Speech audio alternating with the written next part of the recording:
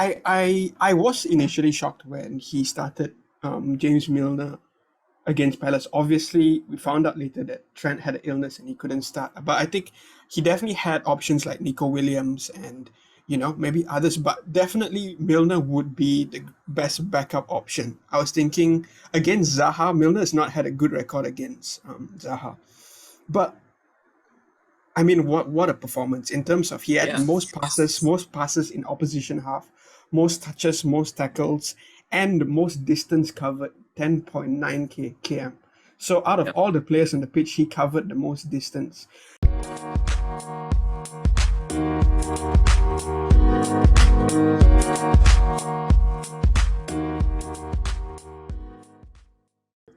Hello and welcome to another recording of the Al and Jerry Football Podcast with me, Jerry, and my buddy Al.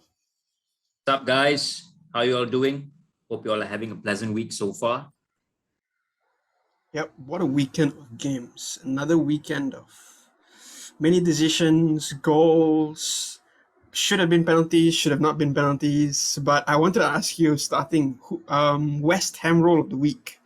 Is it Moyes or is it Mark Noble? I think it has to be David Moyes. I think it has to be David Moyes. He's trying to do a Van Gaal, but I think the recent evidence is showing us that Gareth Southgate and his whole bringing players on for penalties, it's a very bad idea. And here's the funny thing. Before we get into that, of course, in depth, Mark Noble is usually calm, collected, and does the job on the spot for West Ham. For sure. No, so I think of course, Mr. West Ham, they call him. Yeah, Mr. West Ham. But his penalty was very weak yesterday. Take nothing away from the save, of course, but it was very weak. It was as though he wasn't even ready for the penalty. It was a weak pen. Yeah. Something unlike Mark Noble, I thought. Because Mark Noble is usually very clinical from the spot. And but well done, David De Gea. For sure. So I guess we'll start with the first round of games. I guess we'll begin with Liverpool Crystal Palace, since it was, I think, one of the key games of the Saturday roster, right? So we'll get into the other games first, but we'll start with Liverpool, I guess, Alex. So what can you tell me with the? Well, Liverpool quality all around the park, but of course, looking at the game and how it panned out, I think in the first half, Liverpool were knocking on the door a lot, and finally they got their goal. They got their goal through, I think the opening goal was through Sadio Mane. And I think Mane needed that, right? First thing that I would like to touch upon is that I think Mane definitely needed that goal. He's been not his clinical self, I thought, and maybe this is a part coming on from last season as well. I think that Mane has been a little bit off form in front of goal, but that being said, he scored in the week as well. Did he score again in the Champions League? I think. No, he didn't score in the Champions League, but he scored the week before Premier League, isn't it? Yes. Yeah, he scored against Leeds. Yeah, and of course he scored against Palace. So I thought first half Liverpool were very dominant. They had most of the ball. The midfield was of course closing down. I think when you've got CDMs playing with you like the way Liverpool has in Fabinho. I think even if your attackers are not doing so well, perhaps not in their usual cohesion self, right? I think very importantly, your CDM does the work for not letting the goals in, and I think that's so valuable, so valuable. But when the second half rolled on, I thought Crystal Palace did try to make a game out of it. I thought James McArthur hold-up play was pretty good. I thought Wilfred Zaha maybe could have done a little bit better. Did bring the ball a lot in to the box. I mean, Alisson was tested a few times, especially in the first. He was. The first few minutes, actually, he was tested. He was. Right. I thought the second half, Palace did try and show up. And again, they started the game pretty well as well. I think Benteke hit the post and all of those things. But as those players started bombing on for Palace a lot more, Liverpool just kept calm. Liverpool just maintained a resolute style. And of course, eventually what happened was that the second goal went in. Mo Salah, got a yellow card for his celebration. But I think he couldn't contain himself. And of course, a worldie of a goal. Klopp said actually, Klopp commented on it because he was asked whether Salah's only yellow cards have been of him taking off his shirt. Yeah. Is it? And yeah. So his only 2 yellow cards are him taking. One was against United, and then Klopp said like he felt like taking off his shirt when Salah scored against United. I don't think that would have been a nice sight. I don't think you want to see Klopp with his shirt off. He already looks weird without his specs, So I know. And speaking about that, that's a. When I saw it the first time, I think a couple of weeks back, I had to actually look again. Is there something wrong with my TV? Is there, it's my HD something missing, right? From like something missing. Iconic Klopp specs. Yeah, exactly. But and of course, let's talk about the third goal as well. Naby Keita, what a goal! It looked like as though he himself was shocked with the goal going in. He was like, "What are y'all shouting about? Like, what are y'all hyped about? Like, he relaxed." Yeah. It was a goal. Now I got it. I know that it was very Cantona-esque. Commentator also mentioned Cantona-esque. But I think Cantona had a little bit more swagger in terms of like he knew he was going to do that. I think he had more intention with the chip. But really good goal. Really good goal. But I do realize a few things now, and I wanted to get your points across as well, Jerry. I mean, James Milner started the game, and James Milner racked up some incredible stats, which of course, if you look at James Milner and of course the position that he played in, he played at right back, which makes you think that racking up all those stats, the defensive duties, the discipline. Do you think that Trent should be learning from this? Do you think that Trent should be looking at these stats and saying, hey, you know what? I mean, definitely a very good attacker. Let's not take away anything from Trent this season. I think he's been fantastic. But is it something which is perhaps a limitation to his game, or do you think it's something where Klopp says, "Never mind, just keep on bombing forward. It's okay. We've got Van Dijk, we've got Matip." What do you think about this moving forward for Liverpool? Because Milner was fantastic with the weekend. Yeah, definitely. I agree with you there. I was initially shocked when he started James Milner against Palace. Obviously, we found out later that Trent had an illness and he couldn't start. But I think he definitely had options like Nico Williams and, maybe others. But definitely Milner would be the best backup option. I was thinking against Zaha, Milner has not had a good record against Zaha. But, I mean, what a performance in terms of he had most passes in opposition half, most touches, most tackles, and most distance covered, 10.9 km. So out of all the players on the pitch, he covered the most distance. That itself tells you also, because he's not someone who's blessed with sort of incredible pace. I mean, he doesn't have Trent's pace. He's not going to have, I guess, in terms of the intensity that Trent brings on the right-hand side. He's going to have to pick his moments on when to go forward, when to go back. But I think generally his intelligence in terms of knowing how to read the game was perfect, because you see in the first half he was playing in the opposition half a lot more. So basically how he dealt with Zaha's threat was to keep the intensity very much on the and early balls into the box as well. So when he gets the ball, he doesn't dawdle on the ball. So it's always the first time pass, first time cross. So I definitely think Trent has a lot to.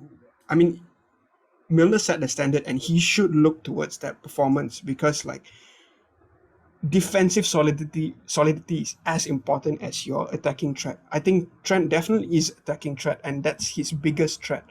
But defensively and just intelligence, knowing when to make the run back, knowing when to make the track back, and knowing when to make sort of the forward runs. And I think Trent needs to stop taking too much time on the ball. Because I remember the first few seasons, it was always like the first time pass, first time cross. But now Trent takes a lot more touches because he is attacking, he is an attacking threat. But I definitely think that he needs to be a lot more smarter with his game in order to stop too many goals. Because last season, I remember Real Madrid at the Bernabeu watching that game, Real Madrid and Liverpool. It was the first game, and he allowed Vinicius Jr. to get a goal. I think 2 goals, if I'm not mistaken. But most of the mistakes were down his side. Most of the mistakes were down his side, basically. So, I mean, Trent is definitely vulnerable when teams counter. And I think, to be honest, I think if Trent had played the game, I think Zaha would have Had turned more him around a space few lah. times. Yeah, I think he would have had more space. But Milner, you see, he's smart in the sense where his intelligence is what, I Yeah, mean, the in-game got him experience very through. valuable lah. The game experience is very valuable for sure. For sure. Because he was smart. He knew when to attack. And when he was in Crystal Palace box, right? He was keeping it very sharp, as in first time pass, first time cross. So there's no chance to sort of, pressure him off the ball or get the ball off him. So his biggest defense was his attacking threat in the first half and like just his sharpness.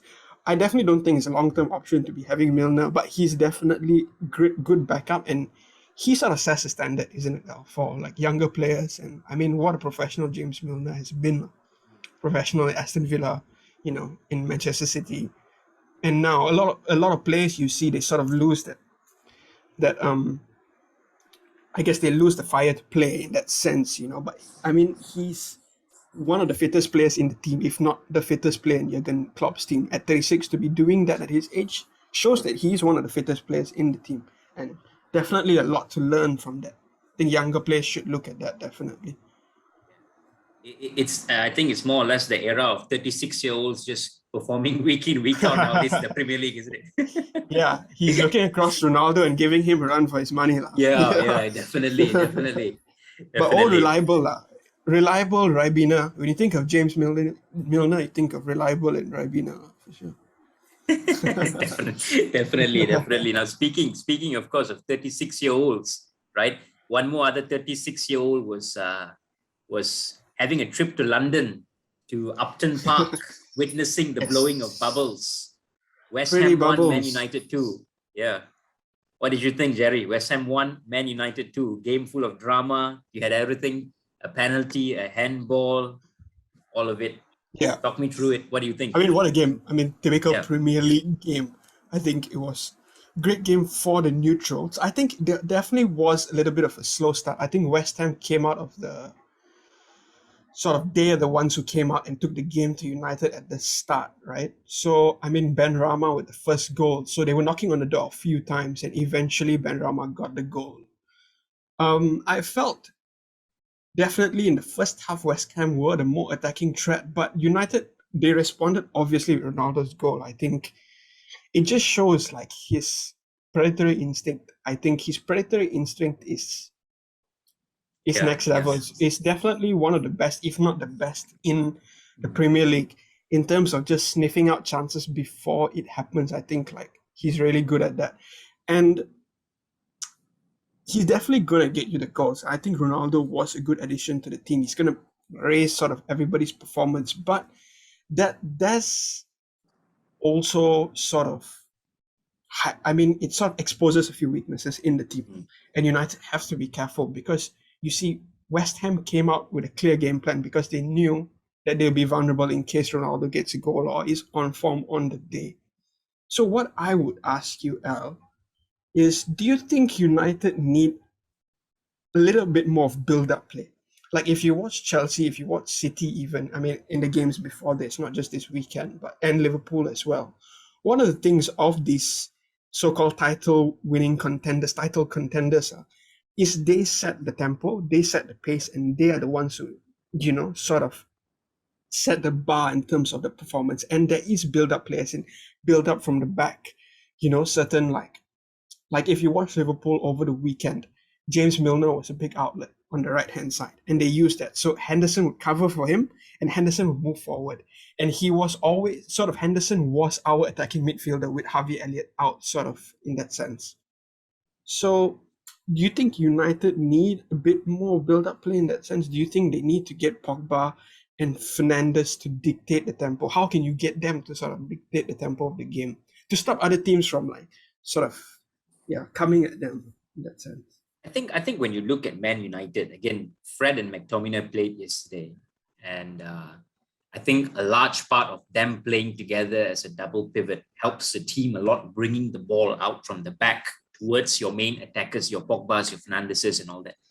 But I think decision-making in just carrying the ball, moving it from back to front and quicker, the simple stuff, sometimes Man United really complicates it. And very good point that you mentioned Chelsea, Liverpool, even Man City. I know they drew, and we'll talk about that later.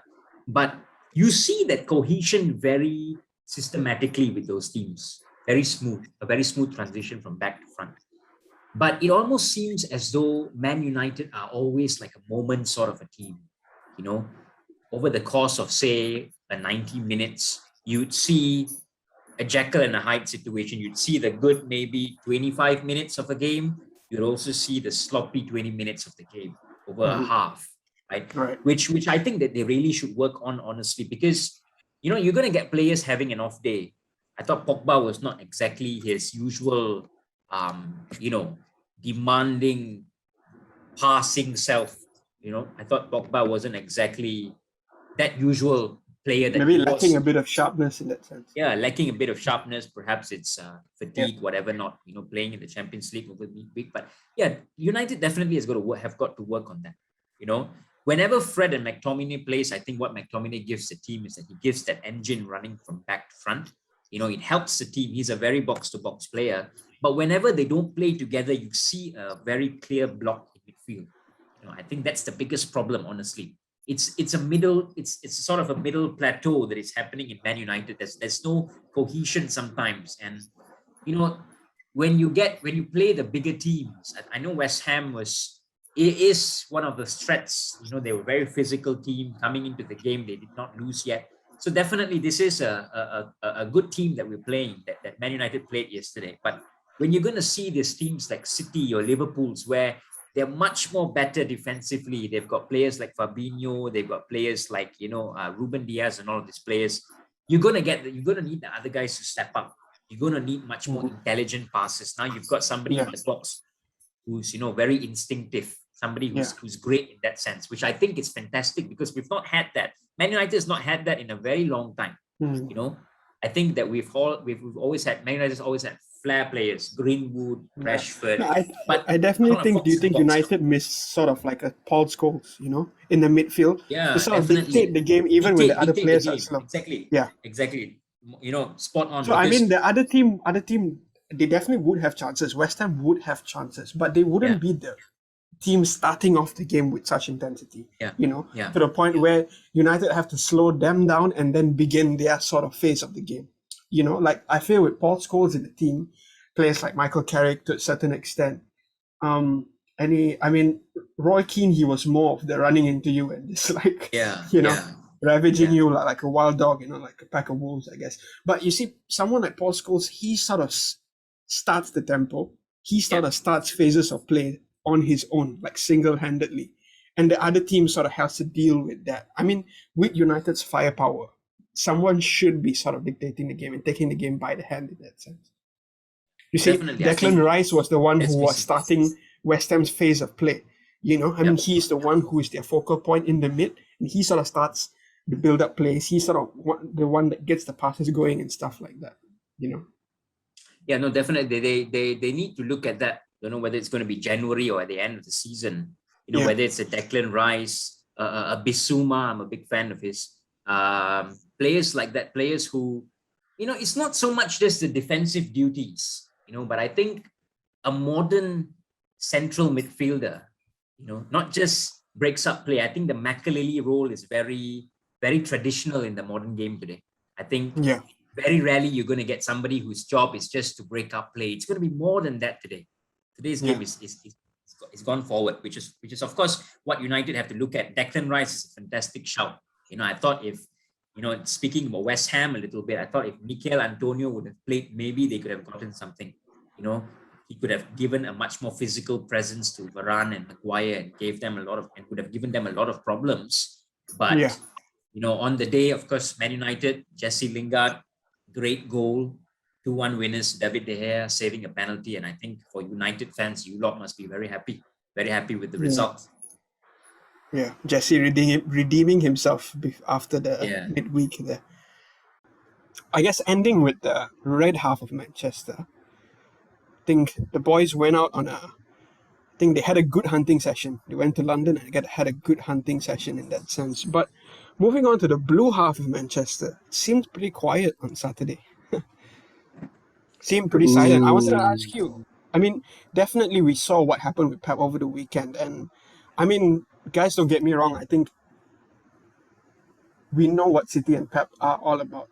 I mean, if you look at them last season, they went on a run of 15 or 16 games unbeaten, and that's basically what won them the league. And we know like City are fully capable of that. But I wanted to ask, what do you think of City? Do you think he was a bit rattled over with the sort of situation with fans not turning up for the Champions League, not a full house in that sense, you know? And do you think that sort of the sort of affected his mind a little bit? Yeah. No, I think these kind of things are very real and they're very true. And we sometimes think that footballers live in this bubble where, you know, they're completely oblivious to what's going on outside, which is not true, which they are very, very, I mean, I'm sure, and we've seen this so many times, Arsenal players do listen to Arsenal fan TV. And sometimes it's very difficult, you know, on a human standpoint, I think it's very difficult. But coming to City, definitely, I do think that Pep is a little bit rattled. I think that if he is, I am pretty sure the players must be as well. And even the whole scenario is a funny one, because I think you've got two camps that obviously want the best results for their team, but they are slightly against one another here in terms of their objectives and whatnot. Of course, the fans feel that Pep's a little bit out of order asking questions, but I think Pep, again, to me, I look at it to say that if we can criticize players and a manager, and in that senses of things, I don't think it's anything wrong for a manager to come out and say, we invite you. Because if you go and look at his comments, there was nothing negative about it. It was just more. Yeah, I don't think so. I think the media used that opportunity to sort of get into his head a bit. You know, exactly. I think that's where you have to be careful with the media in that sense. British media, especially. Yeah. Yeah. Especially someone like Pep. Pep always sort of wins the mind games against the media. Yeah. So there's any chance they can sort of, you know, get into his head. They definitely would in that sense. Yeah. I mean, I'm pretty sure they'll bounce back, but you're looking at the game itself, and I did think that these are all added pressures onto the Man City team, you know, because the Man City team also now knows that they have to perform. You know, it's in front of a crowd. The crowd's rearing them on. And from a team which is usually their slick self, all of a sudden there's a bit of a pressure there, you know, which is not the case usually with a team like Man City. And that's of course one side of the point as well. But looking at the game itself, I thought that, you know, obviously Pep knew the game plan of Southampton, or most teams after maybe top 6 or top 8 is always going to be a low block and come and get us, which usually, again, Man City are pretty good at. You know, if I may say that if you compare all the top 6 teams, your Cities, your Uniteds, Liverpools, Chelsea, I think City are the best at breaking people down. You know, I think they're best at destroying that low block. So it was setting the pace of the game, setting the tempo, setting the pace of the game. You know, I thought it was a bit of a shocker. You know, and again, this is another point that I would just like to make. Right? Did he make the right calls? You know, was there a point where his lineup was as best to face a team like Southampton? You know, but I guess when we look at it, it's definitely a point gain for Southampton, 2 points lost for Man City, right? But you know, no, they've got to kick on back. They've got to kick on back, because otherwise this is going to be one of those hovering things on your shoulder, you know, those demons you've got to just slay, you know, but I'm pretty sure they will. You can look at the quality that they have. And, you know, I just like to add one very small point. Maybe these are the kind of games where if you've got an out and out number 9, you know, that instinctive player in the box, you know, you never know. It could be a 1-0, it could be a 2-0 to City, but I mean, I was shocked, because obviously on the day when you have games like Man City playing at Southampton, no disrespect to Southampton, but I think most people would say 3 points for Man City. But, you know, over the course of the week, the comments, whatnot, this was something which I think that was the playing subject before the game started. And of course, unfortunately for Man City and the team as well as the fans, you know, they left the stadium with, of course, 2 points lost, which which, you know, is not a very good result for Man City, considering they've already lost to Tottenham Hotspur. But of course, still a long way to go. Yeah, definitely. I think in that sense, yeah, they are missing. So and to be fair to Pep, I think they started the season with sort of a new. I think he was trying to implement a new sort of style of play, new formation. Definitely, I mean, for him to start with Grealish for majority of the games, and for him to play Jesus on the right shows that he's trying to do something different this season. And definitely there would be. I mean, if you're using new tactics and new style of play, you know, with different players in different areas and stuff, you definitely need time to prepare. You know, and what he said over the weekend was Southampton had a whole week to prepare. They only had 10 minutes to prepare, you know, and he was sort of blaming the Champions League. I mean, personally, I've never heard Pep blame the Champions League. They always seem to get over the line, however it is. So maybe in that sense, this new style that they're going without a striker, I think playing Ferran Torres in the middle, Grealish on the left and Jesus on the right, I guess they sort of need time to prepare those build-up plays. And like you said, I think this is where they do miss an out-and-out striker in that sense, or someone to get the goals. You know, because I noticed that in Liverpool sometimes as well. So the build-up play is excellent, you know, up until it comes to the final ball sometimes, especially with crosses in the box. It's hard to find Salah, Mane, and Jota in the box. You know, I mean, they don't command a threat that someone like Lukaku, you know, someone like Danny Ings, maybe in that sense, you know, someone who would, out and out, you know, or Ronaldo, you know, even for that matter. Don't get me wrong. I think Robertson and Trent do cross the ball so well sometimes that they do find the head of Salah and Jota and stuff like that. But I mean, in that sense, maybe they are missing an out-and-out striker, definitely. But yeah, I mean, like I said again, guys, not doubting City to come back from this. I think this is just a slow start to the season, but they always seem to pick up form mid-season, go on a run of after games, Christmas, and basically blow everybody out of the water. So we don't know. We don't know what. I mean, the best champions respond from situations like this, and I definitely think Pep can respond. But I think that definitely he would need the support of the fans, to be honest. Yeah. No, they've got to look past that. I mean, I'm sure City have their PR team and whatnot, but they've got to look past that very quickly. I mean, this is just a minor blip.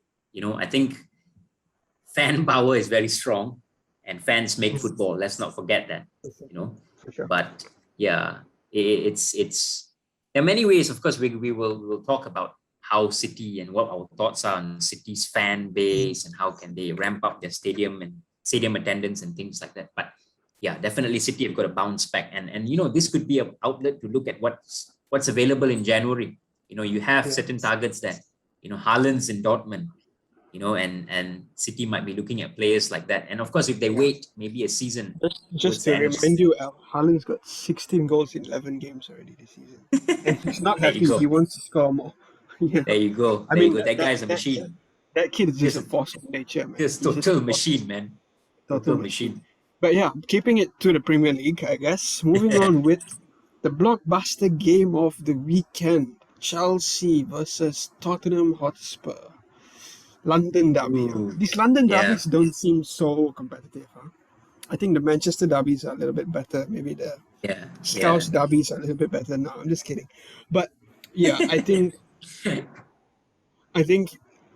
that game was very indicative of sort of Chelsea's performances this season and how they are title contenders. They definitely are title contenders. They look like a team that's going to win the league, bar certain slip-ups. You know, I mean, teams like this who start the season very well, they have to sort of keep that form going right onto that momentum, you know, and not sort of lose their momentum halfway through. Like we've seen that a lot with Liverpool, them losing their momentum halfway through the season, having started like last season. They started the season reasonably well, not crazy well, but you know, last season they sort of went on a run of 6 games, 6 losses, home losses, which lost them the opportunity completely. So I don't think Chelsea It's too early to speculate, but yesterday in terms of the game, I think Chelsea looked a lot sharper.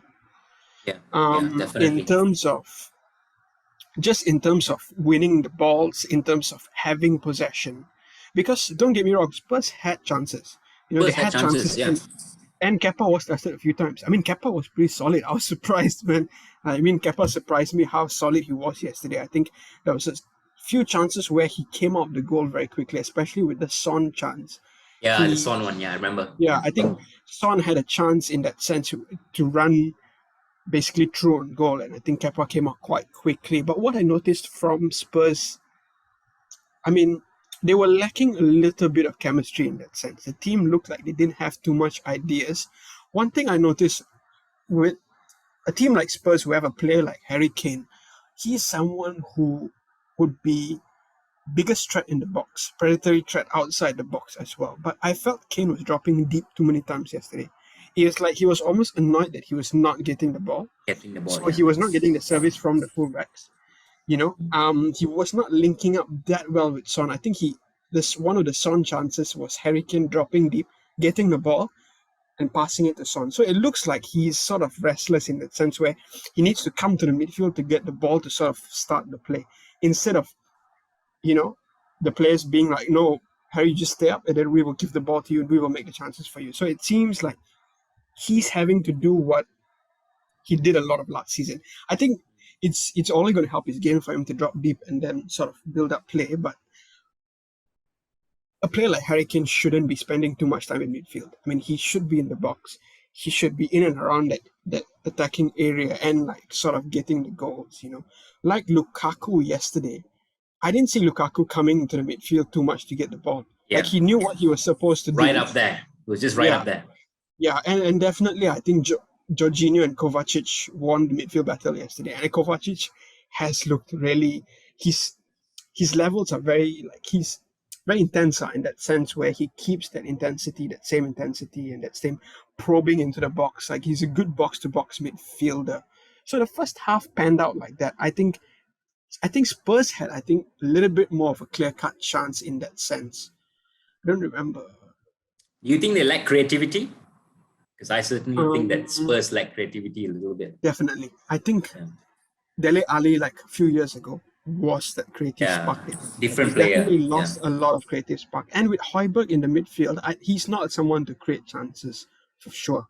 And you can't be relying on Harry Kane to create those chances. Even Son as well. I mean, they are players who should just be running behind the lines, finding spaces in the box, poaching goals. They shouldn't be, Harry Kane shouldn't be having to, do basically shouldn't be having to like drop deep and create chances. He should be up there. I mean, yeah, for sure. I agree with what you say. I mean, Lukaku doesn't drop deep too much. Just to end it there, I mean, second half Chelsea came out the gate really sort of different level. I mean, Thiago Silva as well. Shout out to Thiago Silva. What a performance. I think he was the man of the match yesterday. Clean sheet and a goal. Another old man doing the job in the Premier League. Yeah, I know. It's all golden boys. Yeah. I think, I mean, professionals like Milner, Ronaldo, Thiago Silva, it just shows the class that they have, isn't it? Yeah, the experience. Definitely. And one thing I have to mention from Chelsea's point of view, I mean, Kante came in the second half and changed the game completely. Yeah. But they still have players like Hakim Ziyech on the bench, Saul Niguez on the bench. I mean, they have options. I mean, don't get me wrong, they have options. They can change the game anytime they want to. I just want to touch on one thing. You were mentioning Rudiger in our last podcast. You see the movement for the third goal. Just fantastic. Fantastic. This is a defender. It was like he was the one who was baiting the defender. Sort of baiting the defender. Yeah, that's why I was surprised as well with Rudiger. Like that shows you that the team is really out for blood this season. When your defenders are getting goals like it's nothing. Exactly. Something I notice about title-winning teams, even the defenders are getting in on the fun. It's almost they're having fun playing. They're not under pressure. So that's one thing I noticed with Thiago Silva and Rudiger. The reason why they got their goals, Alex, because they're not under pressure. I think they're playing very sort of easily, very calm on the ball. For sure. That's no, I think they are definitely. If this is it's very early on, but Chelsea are showing the most clear signs of winning the Premier League. You know, they definitely look like title contenders. Yeah, I think it's not too much different to how City sort of played a few games, and Liverpool. I think Liverpool and Chelsea have had exact identical starts in terms of goals scored and everything. They've had exact identical starts. But the thing Chelsea have is that strength in depth.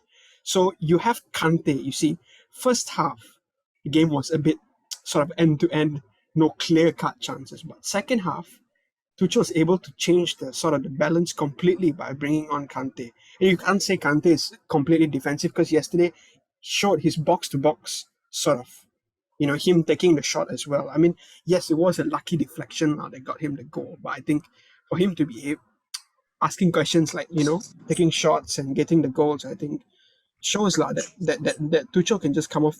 I mean, bring any player off the bench and change the game. Yeah. That strength in depth is definitely going to help them. It's not, you can't say like the strength in depth is not going to work. I mean, it's always good to have options off the bench, which I don't think many teams do have. I think City and United look pretty stacked in terms of attack this season. I would say Liverpool, Spurs, the other teams, Leicester, maybe Leicester a little bit more in terms, but strength in depth. I mean, talking about like ballers that are sitting on the bench week in, week out. I mean, you got someone like Riyad Mahrez on the bench. I mean, that's a big thing. You got someone like Hakim Ziyech on the bench for Chelsea. I mean, that's a big thing, But yeah, definitely Chelsea looked a lot more sharper in that sense. What?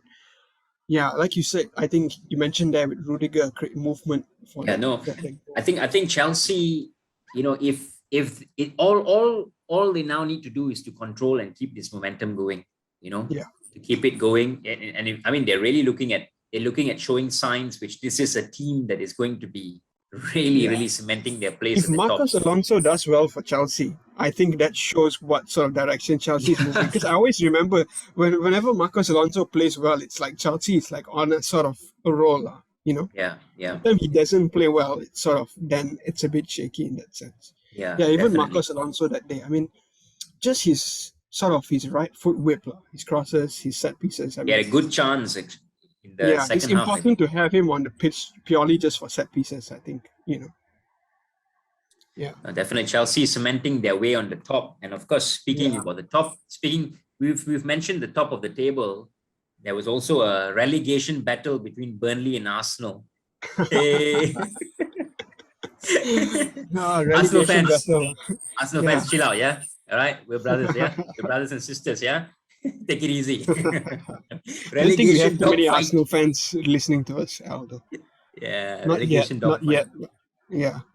Hey, but damn good free kick, Martin Odegaard. What a free kick, man! What a free kick! I think, from what I heard over the weekend, I think Takehiro Tomiyasu was their best defender. I think. I mean, Japanese right back. Also can play centre back from Bologna, from the Italian league. I think he had good performances against the big teams like Juventus, and he has sort of cemented himself in Italy in that Bologna team. And it seems like he's come here and sort of taken to the game well. I think. What do you think about that? I think. Do you think the defense looks a lot better with Gabriel, Ben White, and Tomiyasu there? No, definitely. I think when we look at Arsenal over the start of the season, looking at Arsenal now, I wouldn't say that it's a complete different change. It's a total 0 to 10 all of a sudden. Of course not. But when you look at the new players, the new player rather that has come in, right? I think Tomiyasu really bright. I think this is his second game, I think, but really, really bright. Fantastic signing by Arsenal. And Ben White, obviously, you can see how much he brings to Arsenal as compared to when he wasn't playing, when he didn't play during the game against City. You could clearly see the difference. I thought Arsenal also had some bright signs. I thought the link up between Saka, Aubameyang, Emil Smith-Rowe, some good moments against Burnley. And of course, take nothing away, it was a brilliant free kick, fantastic free kick. But having said that, I thought Burnley had their opportunities as well.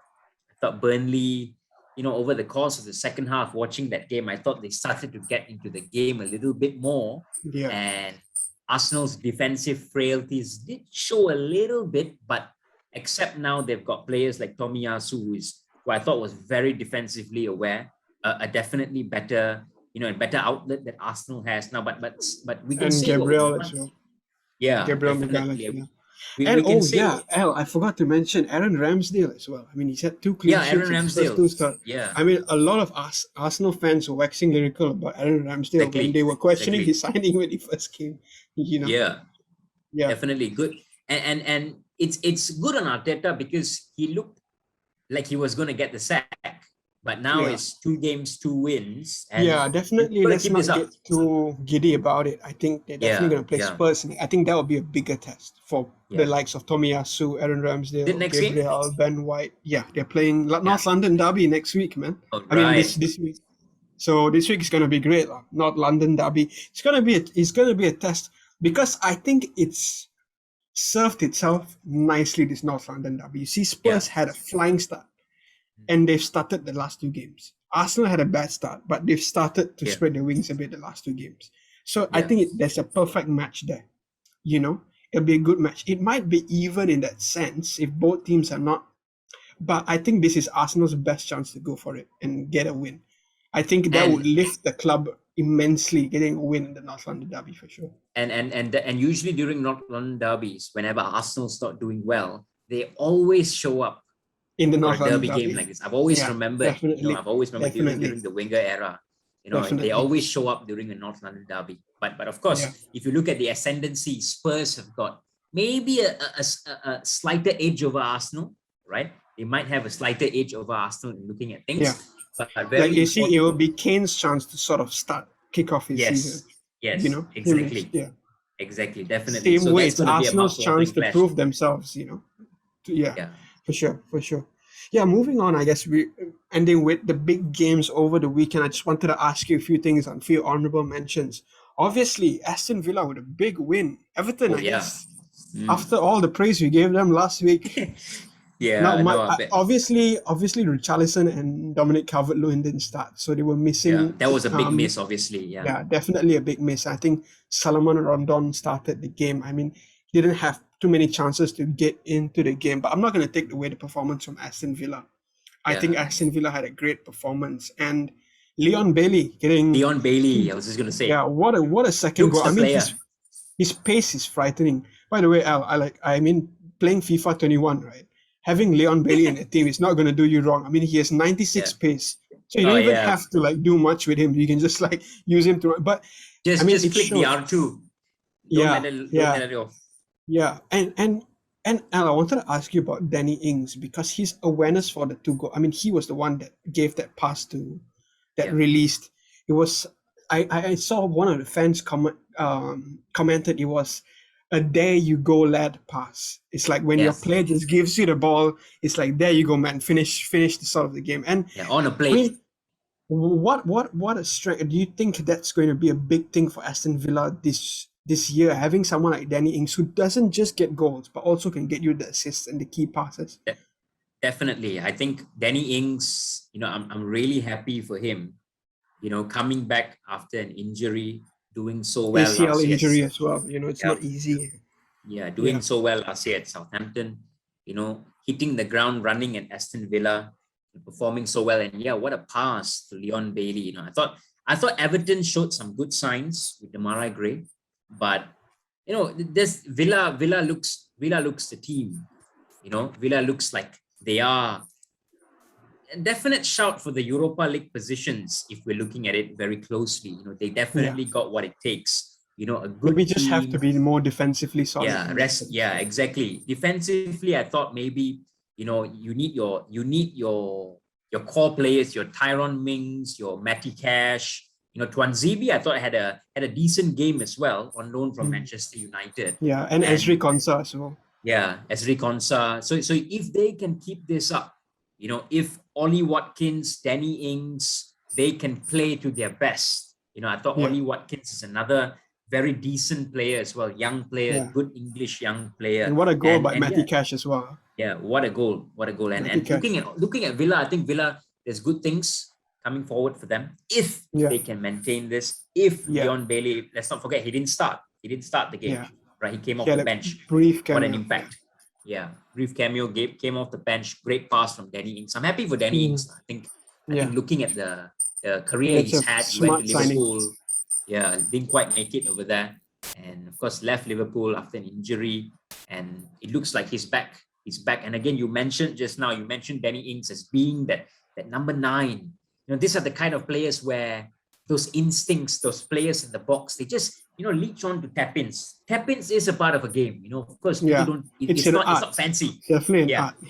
Definitely, it's not fancy. It's not your sexy 20-yard curler. It's not that, but it's something which gives you that 3 points. City could have benefited from that, obviously, over the weekend.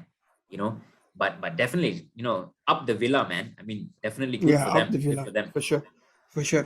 Moving on, so another team with a performance of note over the weekend was Brighton, I thought, against Leicester yesterday. I think what a performance by Brighton. Big man Welbs, Danny Welbeck with a goal. Oh, yeah. that guy Welbs. Lord Welbeck. Lord Welbeck. I mean, one of the lords. Yeah, you've got Lord Lingard scoring. You've got Lord Welbeck scoring. What's happening to the world, man? It's good. It was a good weekend for some of the lords, I guess, in that sense. But solid start by Brighton. They are 4th in the league now. I don't think they're going to hold on to that position for long, but it just shows that they've started off the season very well. Neil Maupay with a few goals. I think he started off solid as well. He's definitely their biggest threat in that team. But I feel defensively solid. I mean, to lose someone like Ben White, it doesn't seem like they've really lost Ben White in that sense. I think Brighton have had a better start than Arsenal in that sense after getting Ben White. Definitely. And I think Leicester's also had a little bit of an under par start as well. For sure. I thought, looking at the games that they've played. Great goal, though. Great goal. I think the teamwork for the goal, for Vardy's goal. Try and come back. I think, it was like sort of Tielemans with a first-time ball into the box. I think it was a great ball. I mean, there's definitely cohesion with the team there, but like you said, I don't think they've started well. They haven't really started the season well. I think when you look at Leicester, now it's a step up for them. They're going to have midweek games. And then they're going to have Premier League games. And let's not forget the Europa League schedule is very demanding, especially since they're playing on that Thursday where they then have to play on a Saturday or a Sunday. It's never easy, but that's the kind of fitness levels that they've all got to reach up to now. You need your big players for Leicester to step up. I think from the Euros, I think Soyuncu has not been his usual resolute self. I do rate Soyuncu. I think he's a fantastic defender. I think even players like your Yuri Tielemans, your Jamie Vardy's, your James Maddison's, your Harvey Barnes. I thought Harvey Barnes from last season, he was fantastic, but this year he's a little bit quieter. I think Leicester is just, they're going through a bit of a spell at the moment, and I think Brendan Rodgers have got to boost that morale up a little bit more and push on further a little bit more because they do have the players. I think it's a decent squad. You look at it, Tielemans and all of these players, they are, they're a good bunch, but it's just not happening at the moment for Leicester. I thought, they could have given, they should be beating teams like Brighton. Let's be honest about this. No disrespect to Brighton, but Leicester hasn't started really well. And if you look at it on paper, they all have the players. Could it be fatigue? Could it be players already knowing how to counter the Brendan Rodgers style? Could it be, too much over-reliance on your number 9 outlet, which is Jamie Vardy, which is why I mentioned that players like Aston and all of these players, they have to step up. They've got to step up. They've got to fill in the void, And definitely Leicester's got to work on that because it's been an under par start to the season so far. Yeah. It is not going to get easier. The season is only going to get colder and harder, that's for sure. Another honourable mention to Watford getting the win over Norwich. I think Norwich this season looked like a team that's going to struggle, definitely. I think they can't even sort of get started against the smaller teams. And I do think Norwich would be a relegation contender. I mean, they've made some good signings, but it just doesn't seem to be clicking for Norwich too much. But Ismaila Sarr, again, with 2 goals for Watford, I think he was their player of the week. Definitely a player to look out for. Another speedster, speed dribbler, and very smart player in terms of getting into the box. I think he's got some of the most goals for Watford, I think, for the last 2 years, Yeah. And what a player he is. Honourable mention to Watford as well, and to Brentford. Wolves just can't seem to get a goal.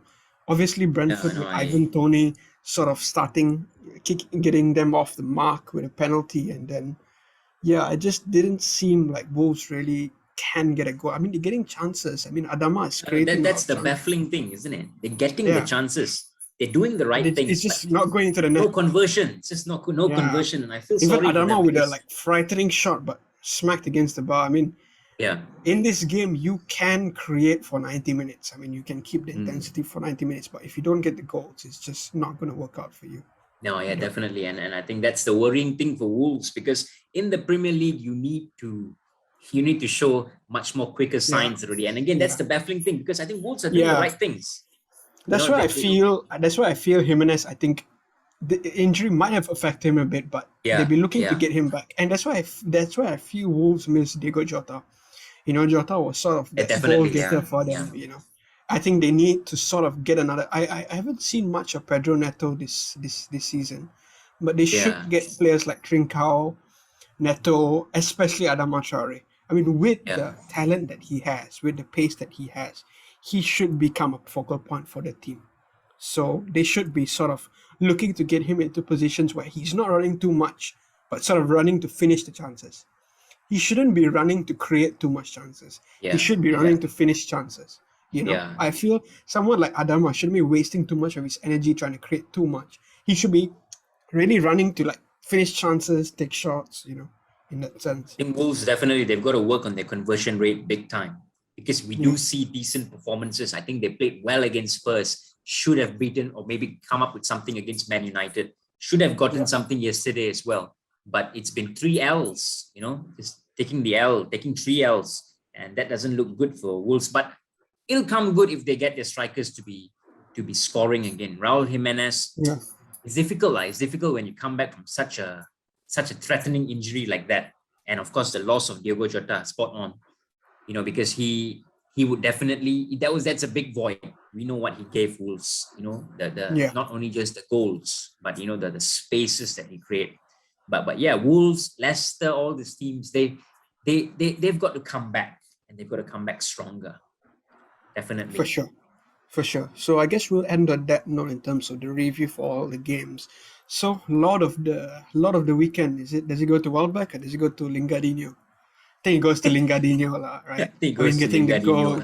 I mean, his was a golazo, definitely. Welbeck was a strong header, but Lingard was really good golazo. So looking to see whether Lord Lingardinho can get some of those golazos over the next few weeks. So that's all from me, Jerry. And please do comment, let us know what you think in the comments. And we will see you again soon. Thanks for guys, listening. Stay safe, like and subscribe, and just take care.